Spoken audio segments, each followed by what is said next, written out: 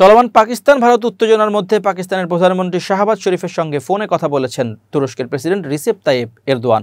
ভারতের বিমান হামলায় নিহতের জন্য তুরস্কের প্রার্থনার প্রশংসা করেন শাহবাজ।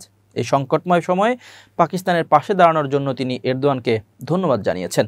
পাকিস্তানের প্রধানমন্ত্রী তার টুইটে লিখেছেন, এই সংকটময় সময়ে পাকিস্তানের প্রতি তুরস্কের সংহতি এবং সমর্থনের জন্য এরদোগানকে ধন্যবাদ জানাই। শাহবাজ শরীফ আরও লিখেছেন, আমরা যে কোনো মূল্যে আমাদের সার্বভৌমত্ব এবং আঞ্চলিক অখণ্ডতা রক্ষা করব। দক্ষিণ এশিয়ায় উত্তেজনা কমাতে এবং শান্তি বজায় রাখার জন্য তুরস্কের প্রচেষ্টার জন্য পাকিস্তান কৃতজ্ঞ। মঙ্গলবার মধ্যরাতে পাকিস্তান এবং পাকিস্তান শাসিত আজাদ কাশ্মীরে ভারতের বিমান হামলার পর তুরস্কের পররাষ্ট্র মন্ত্রণালয় একটি বিবৃতি জারি করে। ভারত ও পাকিস্তানের মধ্যে চলমান পরিস্থিতি নিয়ে উদ্বেগ প্রকাশ করে তুরস্ক বলেছিল, আমরা যে কোনো উস্কানিমূলক কর্মকাণ্ড এবং বেসামরিক নাগরিক এবং বেসামরিক ভবনের উপর হামলার নিন্দা জানাই। আমরা আশা করি উত্তেজনা কমাতে যত তাড়াতাড়ি সম্ভব পদক্ষেপ নেওয়া হবে।